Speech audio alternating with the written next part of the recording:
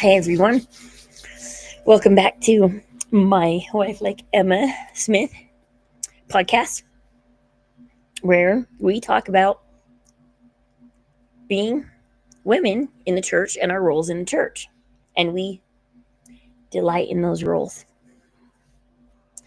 And we go over D&C 25, which is a lot of Emma's promise with God. And we discuss it and we dive into it deep and we break it apart and we go over it thoroughly.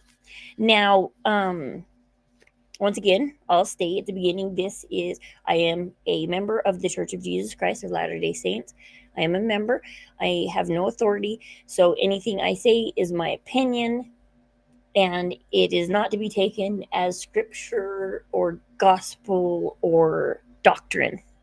It is my opinion, and I'm out here to help people understand, because I read the scriptures every night. I ponder, I pray, and I get revelation, and then I come in here and I talk about it. And so here I am because I had a thought. So, in around 10 days or so, we are fastly approaching my brother's 1-year anniversary of being dead. He died at the age of 38. He's my youngest brother. There's 5 of us kids, and he's number 5. He was born in 1985. He's the youngest of us. He would have been 39 years old last September. He'd be 40. He'd be 40 this September. He would have hit the big middle of your life, 40 years old. Except for he passed away. And then it got me thinking about, he's not part of the 27 Club. And that's mostly for famous people anyways. But then there's this thing, if anybody's heard of this called the 27 Club, who's heard of the 27 Club? Who's heard of it? What it is Amy Winehouse, Jimi Hendrix, a few famous people like that have died at the age of 27. 27. Kurt Cobain was one of them. Died at the age of 27. And they all died of pretty much similar circumstances, either unalive themselves or substances or something like that. And they struggled in life. They actually really struggled in life. They really struggled in life. And I was going over Emma's promise. And in D&C 25:2, we read, "A revelation I give unto you concerning my will.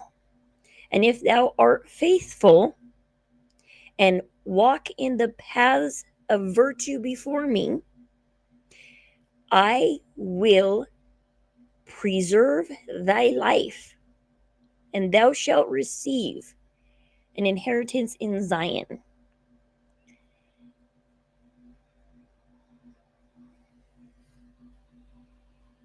So this tells us, he's telling Emma, because the mob's after them, they're having a hard life. This life isn't easy, what her and Joseph are setting up. This is not one easy life at all. This is not one easy life.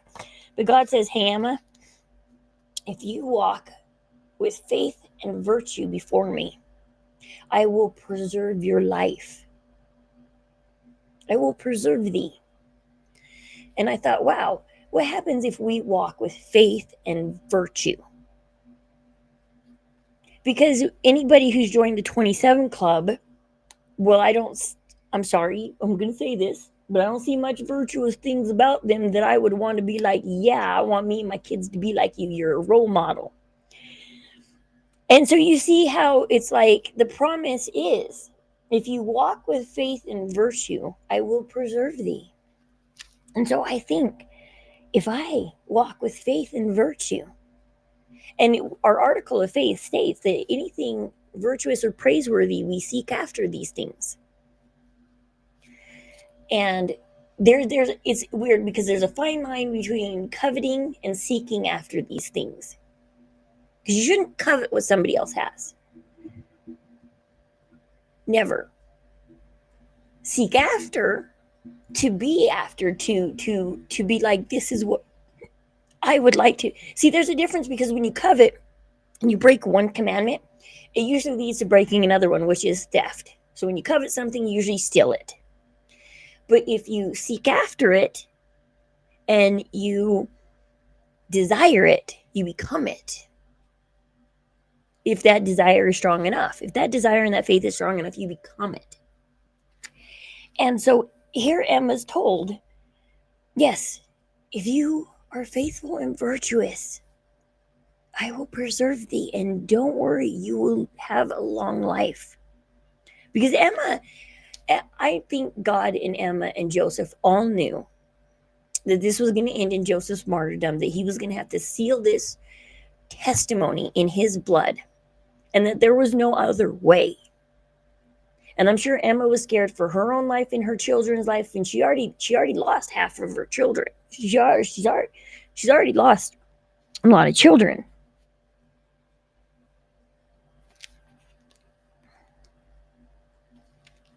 And then me and my husband kind of went deep into thinking of it more last night, because I always talk to him about it before I stream it. 25 section 25:10 goes, and verily I say unto thee, that thou shalt lay aside the things of this world, and seek for the things of a better. Let's see, is that? Oh, okay. So it's telling her to think celestially in all things. So, like I said, we seek after things that are virtuous and praiseworthy, but he's also telling Emma, don't forget, when you're being faithful and virtuous and all of this, and you're seeking after things, seek after things that are better than what's on earth, not material things. Because when Emma and Joseph got married, they briefly, not for very long, got to live together alone. But basically, I mean, they had nothing. They always constantly were losing their possessions. They were constantly losing everything. They were constantly moving. They were living with other people. They got nothing to themselves. But God comforts her and says, thou shalt lay aside the things of this world and seek for the things of a better. And so we are to be virtuous and praiseworthy and faithful and seek celestially. And our lives will be prolonged. Let's see. Sorry, I forgot. I should probably watch chat too. La la la la. In case anybody wants chat. Just kidding. But anyways, I wanted to talk about that, about the 27 Club, and how I was sitting there thinking, telling my husband about the 27 Club. He's never heard of it. I have, because I love history and I love all kinds of things, and I love watching. But lately, I have been following verse 10, which says, thou shalt lay aside the things of this world and seek for the things of a better. In the last year, me and my husband have stopped listening to music, stopped going to movies, stopped watching movies. We mostly have stopped playing games. There's still a couple computer games I still play, like I still play Minecraft and occasionally Fortnite. And there's a guy on X. I'm trying to get him to play Fortnite with me. He's in the LDX community. I'm like, come on, dude, let's go play Fortnite together. Come on.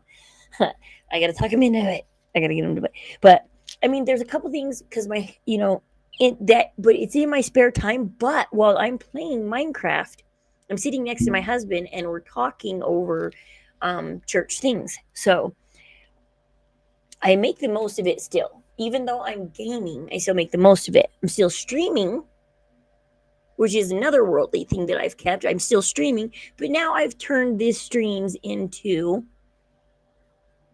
what it is now. I am bearing my testimony. I am putting myself out there for you guys. I am trying to help women love their role in the church, love who they are, love their role in the church.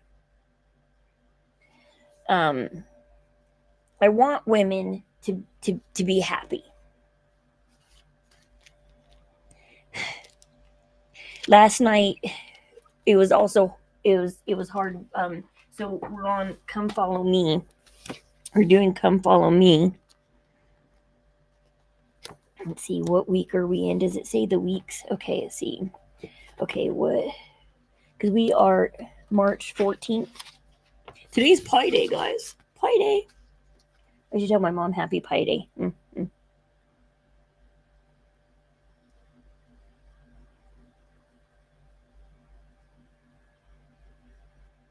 I forgot to watch the blood moon last night. Did anybody see the blood moon last night? I forgot to watch it. Dang it. I forgot to watch the blood moon last night. Okay, March. So we're gonna go to 66. So Doctrine and Covenants 20 through 22. Page 66. Let's go to page 66. Let's talk about this, ladies. Let's talk about last night's lesson a little bit. Okay, so sections 20. It was sections 20 through 22. No, these are long sections. 20 is a long section. Wow, 20 is long. Okay, guys, 20 is long. 20 is very long. Okay, section 20 is long. Okay, let's see.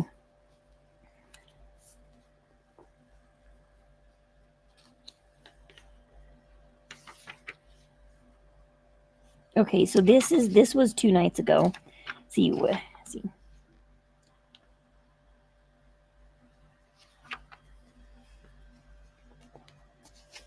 Okay. Okay. Oh, look at this. It says seek for the things of a better world. So it goes into Emma's promise right here. Doctrine and Covenants 23 through 26. So it even covers Doctrine and Covenants 25, which is Emma's promise.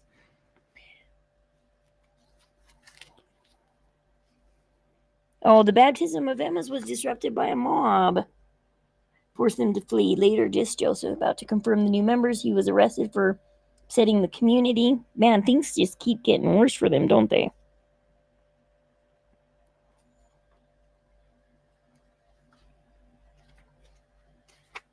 I mean, doesn't that just this picture should warm your heart? Seeing somebody with the Melchizedek priesthood bless another person, that should warm your heart. Shouldn't make you jealous. Shouldn't make you. I wonder if we haven't got to this one yet. I wonder if this is tomorrow night. Because I don't think I've got to this one with Dawn. Okay, so I think me and Dawn are at Covenants 20 contains imitation. Okay.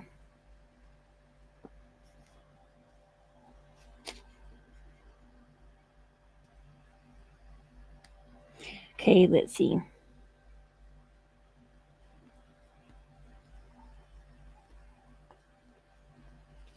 Yeah, this is the one we went over last night. Have you ever thought about why it's important to the Savior to restore the priesthood in his church? And so this is the one we went over last night. And it was talking about, in addition to those who are ordained to the priesthood, women who are set apart to serve in the church also exercise God's authority as they participate in his work. So, and the Dallin H. Oaks talks about it in the Keys and Authorities of the Priesthood. You can go watch that video. Joseph Smith's Teachings in Priesthood, Happy Priesthood Temple and Women Gospel Library. Okay, oh Lord, what?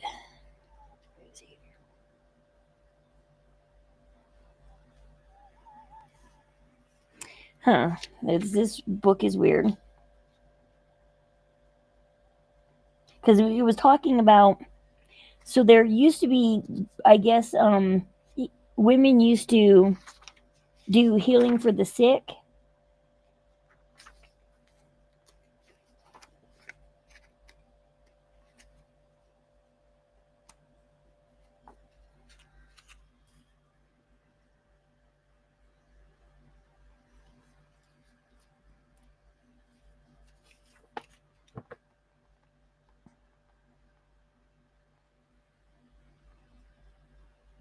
But anyways, but it is talking about, okay, so in addition to those who are ordained to the priesthood, women who are set apart to serve in the church also exercise God's authority as they participate in his work.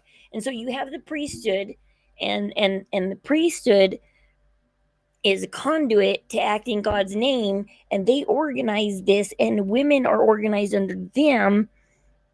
And right now in the church, women are struggling with the fact that we are organized under the priesthood instead of being equal to them. I went out to lunch with somebody a couple days ago, and they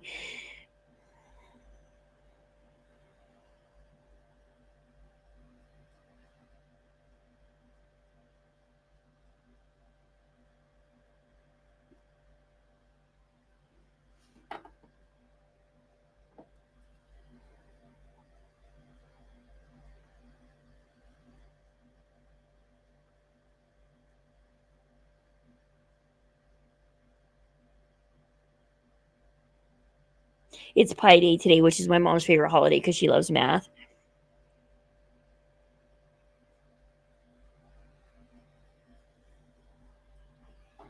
Anyways, so, and that goes with verse 10 too, about okay, let's go back to 25. 25, verse 10. And verily I say unto thee, that thou shalt lay aside the things of this world. So power is only power and prestige and positions and everything. That's this world things. That's these things in this world. Those aren't virtuous things to seek after.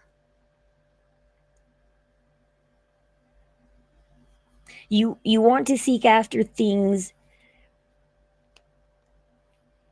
And me and my husband often talk about this, how man cannot be without the woman, or the woman can be without the man, and how they both serve each other. Even though we have two different roles, the priesthood and the relief society, the priesthood where it is, it's service, and so is both sides are service, but they're different kinds of service. You got the relief side is the more the compassionate service, and the service that is there for the ward members. Something goes down, you go after it. And then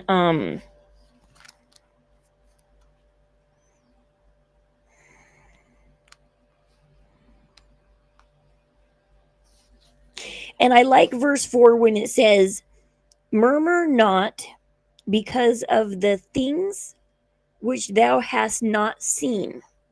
So the things that thou hast not seen, like she doesn't get a hold of priesthood, and there's priesthood meetings being held that she doesn't get to go to, and there's certain things that Emma does not get to join into, and God says that's okay. He's telling her right here, don't murmur. So don't complain, don't throw a fit about it, don't murmur, because for they are withheld from thee and from the world, which is wisdom in me in time to come.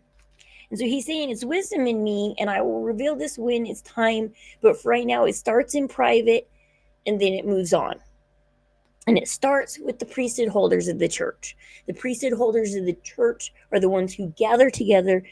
They pray to God. They get the revelation. But even though we don't get a hold of priesthood, I have not been back to the temple in a very long time. And we're about to go back. Probably in April. I'm guessing April. Probably April. Because I don't think it's going to happen anytime soon. And so probably April. And I've been in the celestial room many, many, many times. Well, a few times, handful of times. I've been in the celestial room a handful of times. And I did not know that if you go in there with enough faith and belief in angels and miracles and everything, and if you go in there and I promise you guys, and we do this together. If you take Emma's promise and take it seriously, delight in it, love it, live it. Live, laugh, love Emma's promise. I should put that on my walls. Live, laugh, love Emma's promise.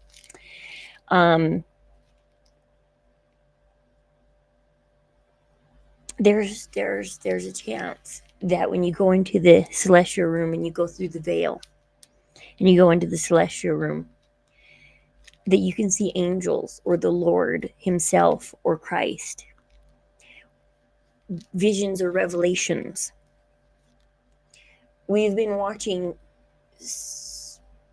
spiritual survival. He works in the he works in the temple, and he also goes to the temple.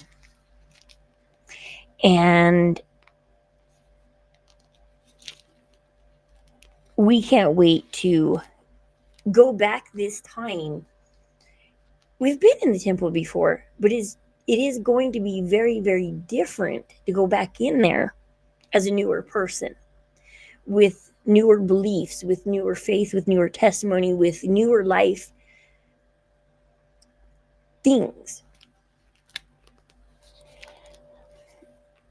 And a newer purpose in life. Emma's promise has given me a newer purpose in life. And I want to give that purpose to other women. I want to show them how it's okay to delight in your husband and his glory, and to be a comfort to him, and to speak to him in meekness and be meek. And because it says, Matthew 5:5 said, "Blessed are the meek, for they shall inherit the earth." And me and my husband were talking about this heavily last night, and so we got into Romans 8. And Romans 8 discussed, I don't know if my phone will let me go into Romans. It wouldn't let me last night. I could see if it will, because I left my scriptures in the other room. I only brought the Doctrine and Covenants in here. I didn't bring anything else but the Doctrine and Covenants. Yeah, see, it's not going to let me go into Romans 8, is it? Yeah, it's not going to let me go. My phone won't let me go into Romans. It'll let me go into any other book. I can try and restart my phone, I guess, like my husband says. I don't know. Let me try and restart my phone. I don't know. See if that'll work. I don't know.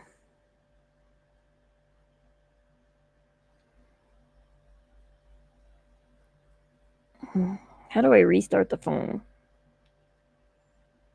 No, that's not the way. That's not the way either. Restart phone. Hey Siri, restart phone. Yes, restart. Thank you, Siri. There we go. I got it. Anyways, we got into talking about blessed are the meek, for they shall inherit the earth. And I asked my husband, well, what does that mean? The meek shall inherit the earth. What are we talking about here? And we went into Romans, where it discusses what. So if you are going to inherit something, what are you? You are an heir. You. And so then Romans goes into talking about what an heir is, and being a co-heir with God and everything. And let's see if we can pull up Romans so I can read this. If not, I might just really quickly bounce and go get my scriptures. Thank you for hard copies, right? I told my husband I wanted some hard copies, and this is one reason why hard copies come in handy, because when you're studying in the middle of the night. Okay, Romans 8. Still nothing. Okay. Give me 2 seconds. I am going to have to go get the hard copy, so I don't have to go off the top.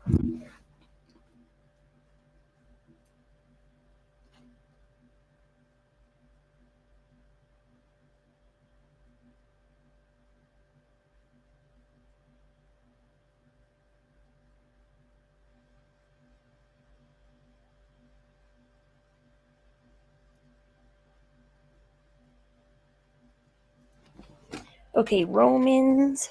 Let's see, Romans. Let's get into Romans. Okay, Romans. 8. I think it's 8:17, is it?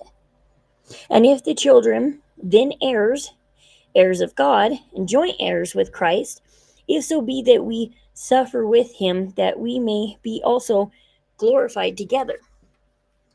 So, as long as you stay meek and you are an heir to inherit this earth, you and then I read the next scripture and it was amazing. It was like amazing. Like I always like to not just take a verse out of context. I like to go forward and backwards. And so after my husband gave me that, I had to, read around it. And then the next one is amazing because this explains it. For I reckon that the sufferings of this present time are not worthy to be compared with the glory which shall be revealed in us. So the trials we are going through right now, oh gosh, they're hard. They're hard. You cannot compare it. It just does not. It just does not compare to the glory that's in store. It just does not. God's telling us here that if we stay meek and we are heirs and we inherit the earth because we are heirs, then no matter how hard your trial is right now on earth, whatever it is you're having a hard time with, it doesn't compare if we think celestially, like he told Emma, think celestially. Because if you think celestially, the glory that is coming to you just does not compare. You cannot compare the beautiful glory that's ahead. And so I hope I've helped some of you guys today. I hope I help you with my podcast. Let me know, comment, email, talk to me. You can go on my X. I don't know if you find me under my name on X is Wife Like Emma Smith, but it's on my account that I originally started as Talk with Rose. So it's at Talk with Rose, but the name is Wife Like Emma Smith. So you tag me as at Talk with Rose, but the name is Wife Like Emma Smith. So you can go on X, and I post all the time. Like I was putting on my apron for the first time the other day, and I'm like, putting on the apron, proud wife, Hey, I got here, I'll show you guys. Let's see, we got the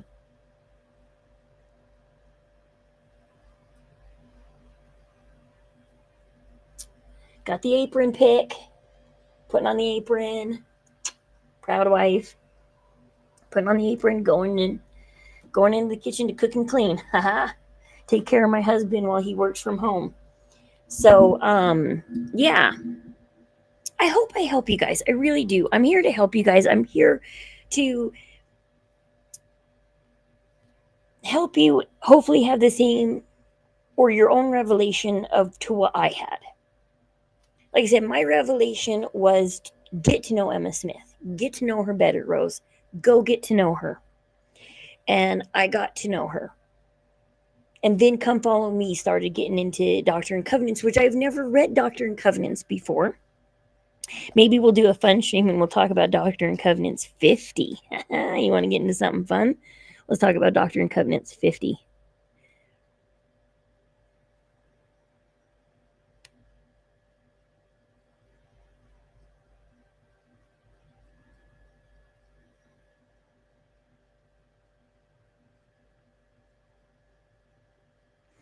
And so, yeah.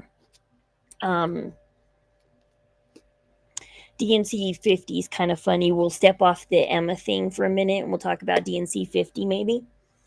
If you want to have a fun stream and we'll just, BS about DNC 50, we can do that.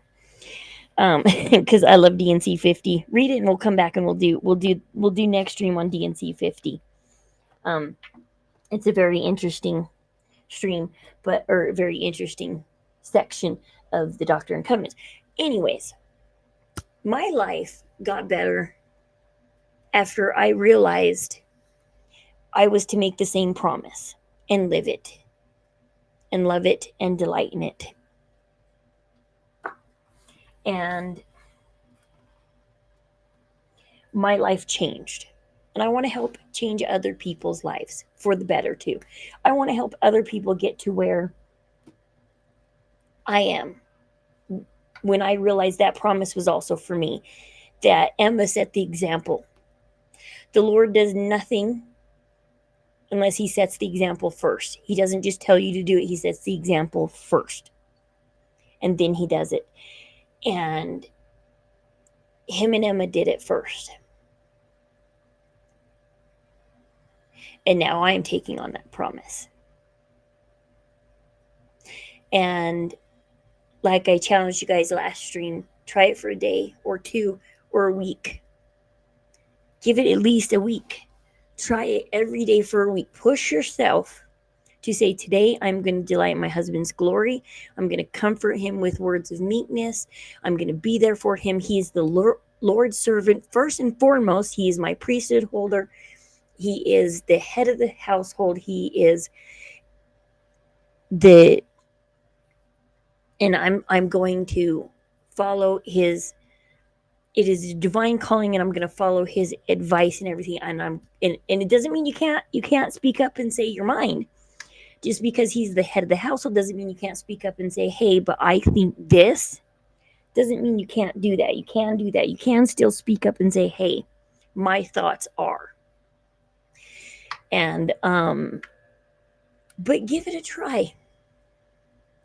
Love going into that kitchen and serving up things for your family. Love going in there, love doing that. Go in there, make it a routine. You can try it for a day or two and see how you feel, but I say give it a week. Give it a week. A week is enough to say I gave it an honest good try, and at the end of the week, write down during the week in your journal how you feel at the end of the week and write it down. And how did it feel to constantly be in service, to delight in service, and to just be there? And on the flip side, how has his attitude changed towards you? Is he more in service to you now that you have turned and changed your mind and took on Emma's promise and done it? And see if things, and it might.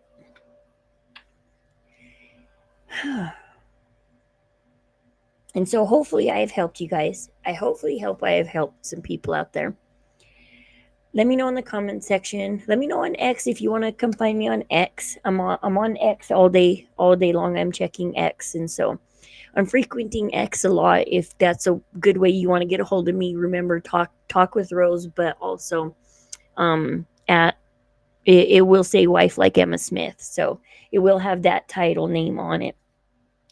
Even though. So anyways, because my name used to be Talk with Rose. So because I do psychology and I do criminal justice and I do like to help people. And I used to cancel religion out of helping people. I actually used to do that. I'd be like, no religion, no politics. And now I quit canceling those things out.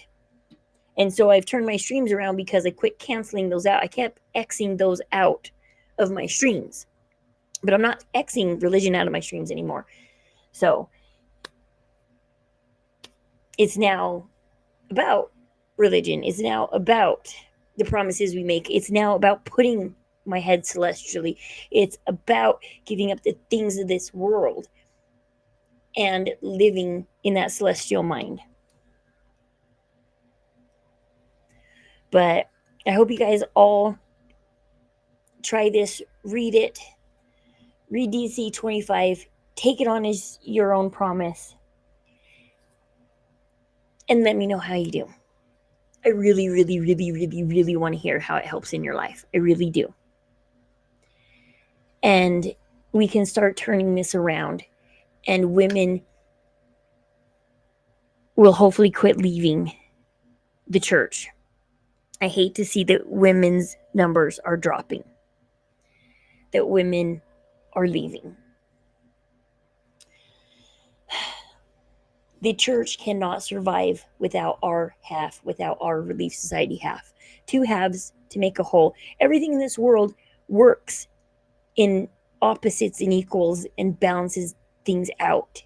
You have to have the priest and you have to have the Relief Society. You have to have the good. You have to have with the bad. You can't have good times without having trials. You can't think celestially without having trials in this celestial world.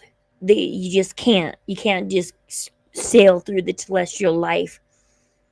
Because if you notice in the Book of Mormon and stuff all the time, God is constantly going, all right, you guys forgot me. All right, I'm going to send another plague down. And then you guys will remember me.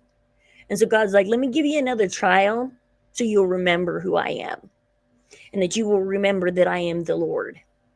And then you will pray to me once I have sent you some locusts and stuff and have fun with that. And then I'll see you on the, I'll see you in your prayers, And then everybody's like, locust drought. They're like, oh my gosh, God did this to us. And they're like, okay, God, I didn't forget you. I'm sorry, God.